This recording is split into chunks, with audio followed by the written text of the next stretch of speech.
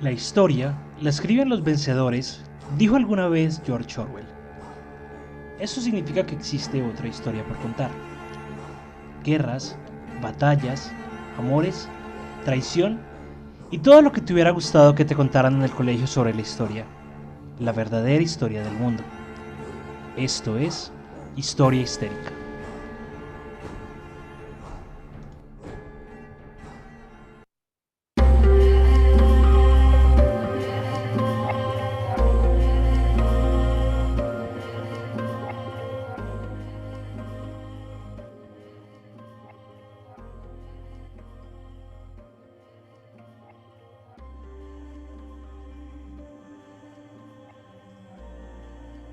Espero que en algún momento volvamos a escuchar este episodio y podamos decir buenos días, buenas tardes o buenas noches, dependiendo de cuándo y dónde nos estén escuchando.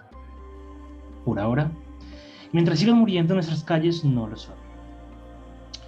Sean bienvenidos a Historia Histérica, un podcast en el que hablaremos de historia, como te habría gustado que lo hicieran en el colegio. Yo soy Juanse y me pueden encontrar en Twitter como @craneobarbado y en Instagram como calavera_barbada. Recuerden que también estamos en todas las redes sociales como Historia Histérica, nos apoyan un montón si se suscriben al canal, si le dan me gusta y si comparten el contenido.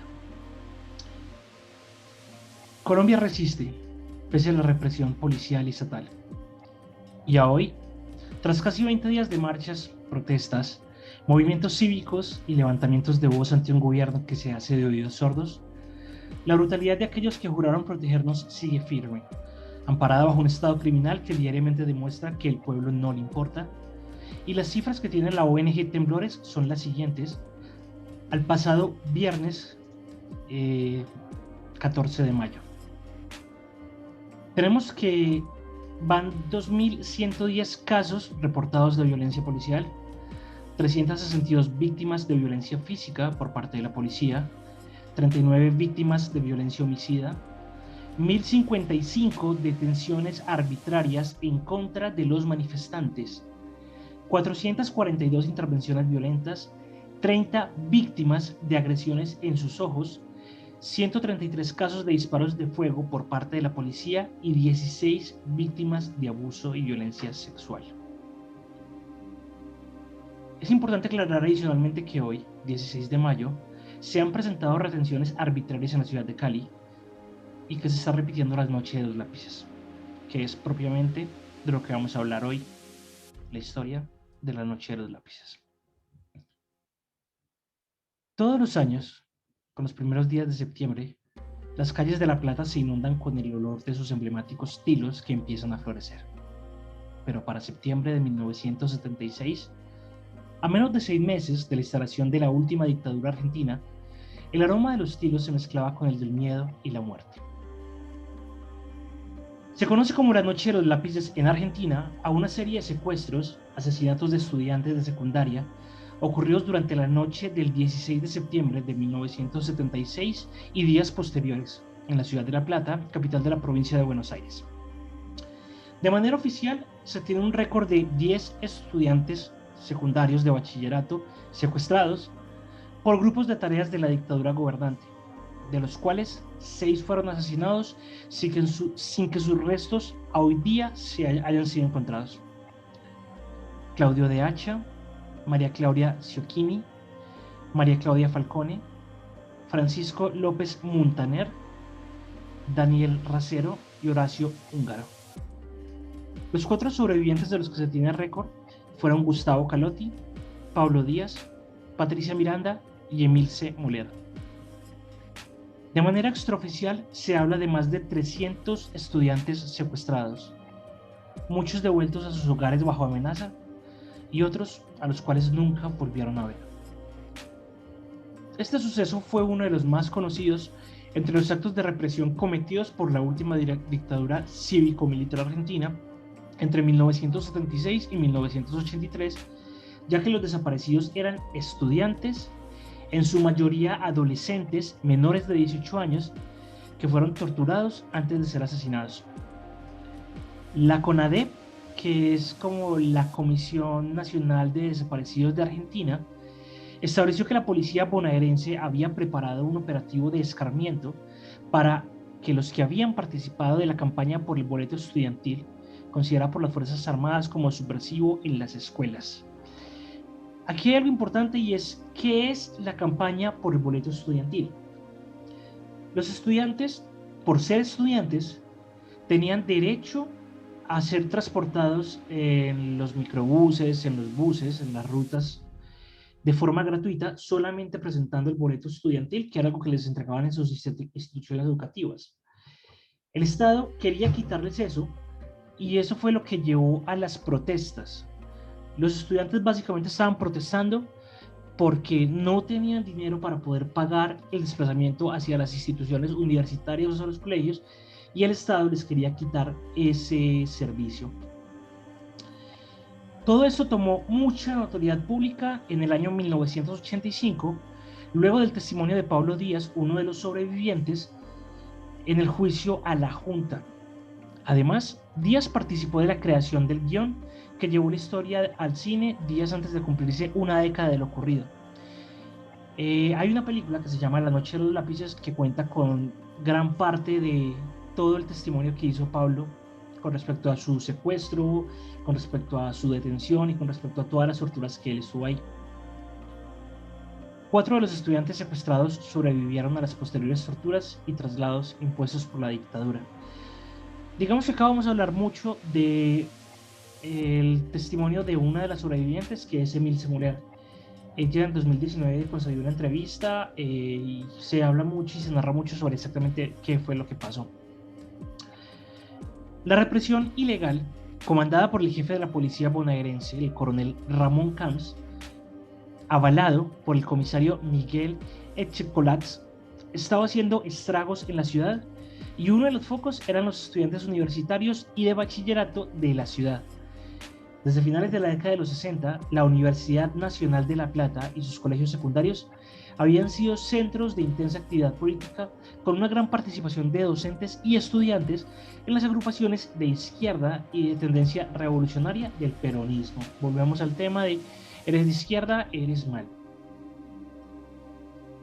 Para reprimirlos, desde las primeras horas posteriores al golpe del 24 de marzo, los grupos de tarea de las Fuerzas Armadas y de la policía se habían adueñado de las calles y cada noche agregaban muchas nuevas cuentas al interminable rosario de secuestros y desapariciones de estudiantes, docentes, profesionales y trabajadores de la ciudad. Faltaba poco para que las fuerzas represivas instalaran en las afueras uno de los centros clandestinos de detención más sofisticados de la dictadura, la Cacha, donde equipos conjuntos del ejército y la policía y el servicio penitenciario bonaerense llevarían a cabo la última fase, a la cual ellos denominaban la tarea del exterminio. Para septiembre, el terror se había adueñado de la ciudad en general y del ambiente estudiantil en especial, no solo en las facultades, sino también en los colegios, principalmente en los 3 que dependían de la Universidad Nacional de La Plata: el Colegio Nacional, el Liceo Víctor Mercante y la Escuela de Bellas Artes.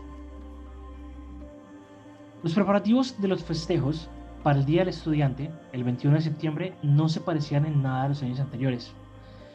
No había nada para celebrar, pero sí había mucho por lo que temer.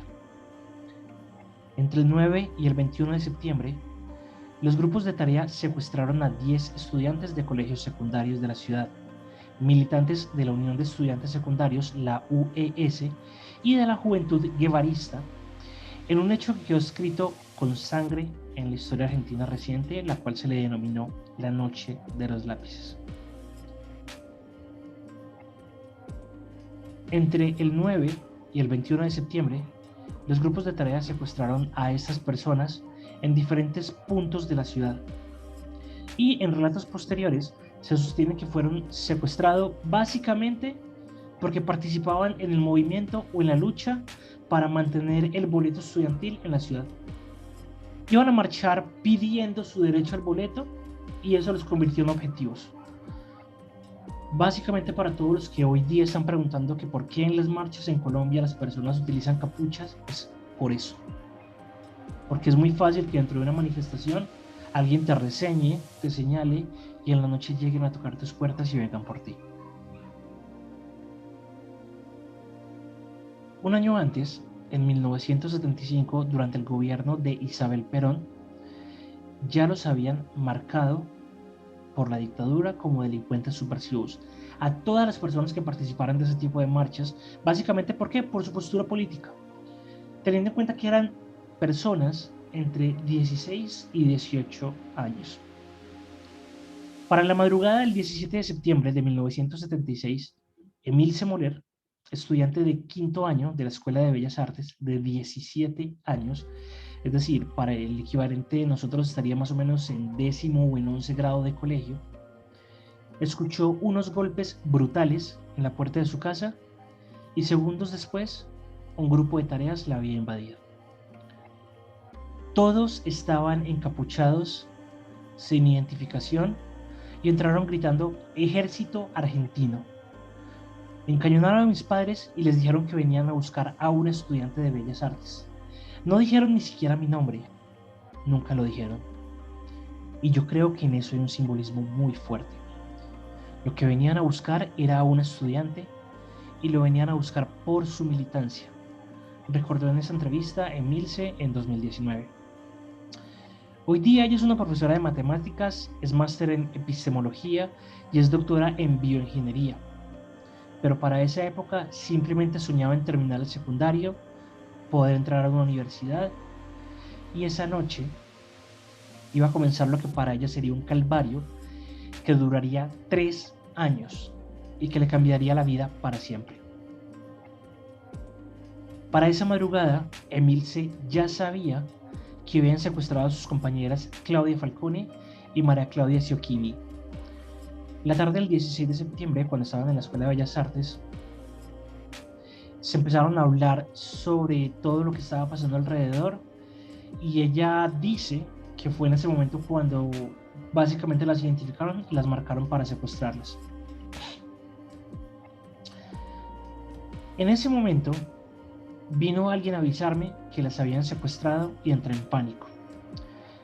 Había estado con Claudia y María Clara los días anteriores y sabía que estaban viviendo en la casa de la tía de una de ellas, la tía Rosita, porque ya no podían quedarse en sus casas, no era seguro. Emilce tampoco estaba viviendo en su casa, pero había decidido que esa noche volvería porque había empezado a cerrársele las puertas solidarias de amigos. Todo el mundo ya le estaba dando la espalda por un miedo que hasta cierto punto puede ser comprensible. Había agotado todas las puertas que se podían abrir y no había más lugares. Mis padres ya sabían que militaba, yo se los había contado. Y mi papá, con ese sentido común de aquellos tiempos, me decía que era mejor que me quedara en casa. Si te quedas en casa, demostras que no sos sospechosa, pero si te vas a otro lado, te estás mostrando como culpable. Me decía con la simpleza que la gente analizaba las cosas en esa época. Recuerda también que al saber que habían secuestrado a sus compañeras, Emilce corrió al teléfono público más cercano, llamó al papá, le pidió que la fuera a buscar a la escuela rápido, porque no quería irse sola para su casa. Cuando supo lo que había pasado, mi viejo me dijo que nos fuéramos a Mar del Plata, donde teníamos un departamento, pero yo le dije que no podía dejar a mis compañeros, que no podía dejar la militancia. Dice y asegura que no había ningún heroísmo en esa decisión, sino que era lo que sentía que tenía que hacer, que un militante no abandona a sus compañeros ni a su lucha. Esa noche cenó normal en su casa, cenó con su hermanita, se fue a dormir bastante intranquila sabiendo que estaba en peligro, y como decía anteriormente, la despertaron golpes brutales en la puerta y la voz desconocida que gritaba que era el ejército argentino. Cuando la vieron los secuestradores, se desconcertaron un momento. No podían creer que era ella quien había venido a buscar. Emilce era tan solo una nena. Ella narra que hubo toda una situación porque me vieron a mí tan chiquita, en pijama, tan pequeñita que era, que inclusive uno de ellos dijo, esta es muy chiquita y casi se llevan a su hermana. Pero no, la de Bellas Artes era yo. Yo seguía en pijama y mi mamá les pidió que me dejaran cambiar, me puso un gabán que siempre lo adoré porque lo pude tener un tiempo y me permitió cobijarme de tanto frío. Y apenas se vistió, le taparon los ojos, la subieron a un auto y después ella se dio cuenta, por lo que le contaron sus padres, que había sido un operativo muy grande, que había muchos autos afuera y ahí comenzó un terrible periodo de desaparición que duró por varios meses. La llevaron entonces al centro clandestino de detención conocido como el Pozo de Arana, donde se encontró con algunos de los otros estudiantes secuestrados, y ella narra que cuando llegaron al lugar los desnudaron y les empezaron a hacer preguntas. El que me interrogaba era una persona grandota, no le respondí lo que me preguntó y me pegó mucho. Esto demuestra lo que representábamos más allá de las edades, de los cuerpos. Simplemente éramos el enemigo. Las cosas empeoraron cuando se enteraron de que era hija de un policía y que el papá, que era policía, la estaba buscando. Para el 23 de septiembre, los sacaron a todos en un camión y empezaron a bajar a Claudia, a María Clara, a Horacio, que eran los chicos que ella conocía, y ahí se separó la historia. Ella siguió con la otra secuestrada que se llamaba Patricia, las llevaron al Pozo de Quilmes y después a otro centro clandestino en Valentín Alsina. En diciembre les comunicaron que estaban a disposición del Poder Ejecutivo, las llevaron a la cárcel de Devoto en enero de 1978, relata. 17 años tenía. Luchaba por poder ir a la escuela de forma gratuita, que era un derecho que ya tenían y se los querían quitar. Y eso generó que la metieran a la cárcel con 17 años. 43 años después, Émile Semoller recuerda como una paradoja que durante su secuestro, mientras vivía minuto a minuto sin saber si la matarían o sobreviviría, su mayor preocupación era que iba a quedar libre en el colegio. Yo estaba en Arana y contaba los días que iba perdiendo y les decía, voy a quedar libre por faltas, voy a perder el año. En ese momento ya no dimensionaba que iba a perder la vida. Voy a perder el año, decía. Pero bueno, son esas pulsaciones de vida que uno tiene para seguir viviendo. Si ella sobrevivía, se prometió que terminaría el bachillerato y seguiría estudiando. Por eso, casi 3 años después, apenas pudo salir de la cárcel con un régimen de libertad vigilado, se puso a estudiar y en poco tiempo dio todas las materias libres para obtener su título. Era como no haberme recibido, me pesaba. Yo era clase media y nunca se me había ocurrido que no iba a terminar el bachillerato y seguir estudiando. Si bien tenía la militancia y un compromiso, por otro lado tenía cosas que daba por hechas, como terminar el colegio. Por eso, todos los títulos que obtuve, ese fue el que más satisfacción me dio, explica. Aquí viene otro suplicio y es que estudiar no iba a ser fácil porque una de las condiciones impuestas por el régimen de libertad vigilada era que no podía estar en grupos grandes. Eso la limitaba en la elección de la facultad y por otro lado no pudo seguir estudiando artes. Mar del Plata, donde fue a vivir con sus padres porque tenía prohibido volver a La Plata, no había una carrera universitaria de ese tipo. No fue solo por eso, explica. Para hacer arte tenés que sentirte muy libre. Y yo lo que menos me sentía era libre de expresarme. Finalmente decidió estudiar matemáticas ya que era algo que siempre le había gustado y en Mar del Plata recién abrían la carrera, entonces era muy poquita la gente. Además dice que la eligió porque no quería pensar mucho en la realidad y las matemáticas le permitían tener la cabeza ocupada y evadirse.